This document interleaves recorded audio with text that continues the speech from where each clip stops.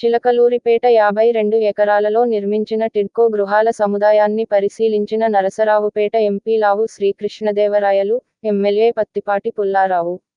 గృహ సముదాయంలోని నిర్వాసితులు పలు సమస్యలను వారి దృష్టికి తెచ్చారు.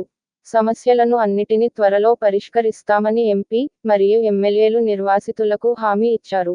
చిలకలూరిపేటలో 4500 టిడ్కో గృహాలు పేదలకు ఉండటానికి నివాసం లేనటువంటి నిరుపేదలకి 4500 గృహాలు చంద్రబాబు నాయుడు గారు గత 19వ సంవత్సరం వాళ్ళకి హ్యాండ్ ఓవర్ చేయటం జరిగింది.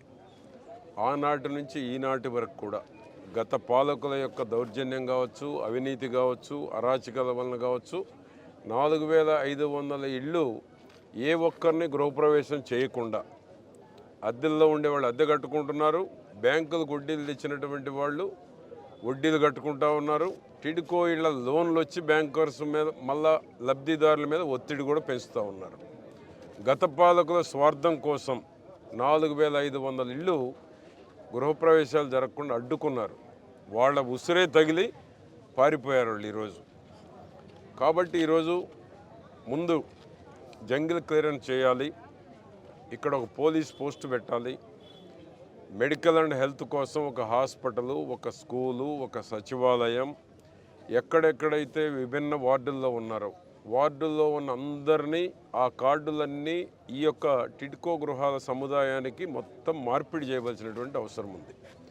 పెన్షన్ తీసుకోవాలన్నా, ప్రభుత్వ పథకాలు తీసుకోవాలన్నా ఎవరి వార్డుల్లోకి వాళ్ళు వెళ్లాల్సినటువంటి దుస్థితి ఏర్పడింది. దీనివలన పూర్తి అసౌకర్యంగా వచ్చినటువంటి 700-800 ఎవరైతే గృహప్రవేశం చేశారో గృహప్రవేశం చేసినటువంటి వారు కూడా అసౌకర్యంగా ఉన్నారు. ఇక్కడే గంజాయిగా రావటం కానీ, ఇక్కడే అసాంఘిక కార్యక్రమాలు కానీ, బయట నుంచి వచ్చినటువంటి వ్యక్తులు అద్దెకు తీసుకొని స్థానికంగా ఉండేటువంటి లబ్ధిదారులను బెదిరించడం వల్ల కానీ కొంత అసౌకర్యం ఏర్పడింది.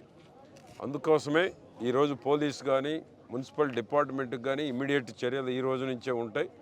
గంజాయి అనేటువంటిది అసాంఘిక కార్యకలాపాలు అనేటువంటి ఈ టిడ్కో గృహ సముదాయంలో ఉండటానికి వీలు లేదు. అదేవిధంగా జంగిల్ క్లియరెన్స్ ఈ రోజు నుంచే ప్రారంభిస్తున్నాం. పాములు ఏదైనా ఉంటే ఇమ్మీడియట్ పాములు పట్టేటువంటి వాళ్ళని కూడా అందుబాటులో ఉంచి ఇక్కడ ఉండేటువంటి వాళ్ళకి అభద్రత లేకుండా చేయబోతున్నాం. మిగిలిన 4000 కుటుంబాలు ఎవరైతే పేదవాళ్ళు ఉన్నారో పేదవాళ్ళు చేరటానికి కావాల్సినటువంటి సౌకర్యాలన్నీ చేసి రాబోయే 3 నెలల్లో చంద్రబాబు నాయుడు గారు గత ముఖ్యమంత్రిగా ఉన్నప్పుడు ఏదైతే అలాట్మెంట్ ఇచ్చామో ఆ అలాట్మెంట్ ఇచ్చినటువంటి అందరినీ ఈ యొక్క 4000 ఇళ్లల్లో గృహప్రవేశం చేసేటువంటి దానికి సదుపాయాలన్నీ కల్పించి వాళ్ళకి అద్దె భారం తప్పించడం, వడ్డీ భారం తప్పించి లబ్ధిదారులందరినీ గృహప్రవేశాలు చేయించేటువంటి ఏర్పాటు చేయబోతున్నాం. అది ఈ రోజు నుంచే కార్యాచరణ ప్రారంభించాము. ఈ రోజు నుంచి రోజు రోజుకి 11 రకాల సమస్యలు ఇచ్చారు. ఇమ్మీడియట్ బోరు కావాలన్నారు, బోరు ఇమ్మీడియట్ వేస్తున్నాం. లైటింగ్ కావాలన్నారు, ఈ రోజు నుంచే లైట్లు వేసేటువంటి కార్యక్రమాన్ని ప్రారంభించాం. ఆ విధంగా రాబోయే 2 నెలల్లో వాళ్ళు అడిగినటువంటి అన్నీ గౌరవ చంద్రబాబు నాయుడు గారి దృష్టికి తీసుకువెళ్ళి మున్సిపల్ మినిస్టర్ నారాయణ గారి దృష్టికి కూడా తీసుకువెళ్ళి నేను మా ఎంపీ కృష్ణదేవరాయలు ఇద్దరము కలిసి 4500 కుటుంబాలకు ఏదైతే చంద్రబాబు నాయుడు గారు ఆనాడు ఇచ్చారో లబ్ధిదారుల్ని వాళ్ళందరినీ గృహప్రవేశాలు చేయించడంతో పాటు మిగిలిన 2000 గృహాలకు కూడా శంకుస్థాపన ఆ రోజే చేసాం. ఫౌండేషన్ లెవెల్కి వచ్చింది.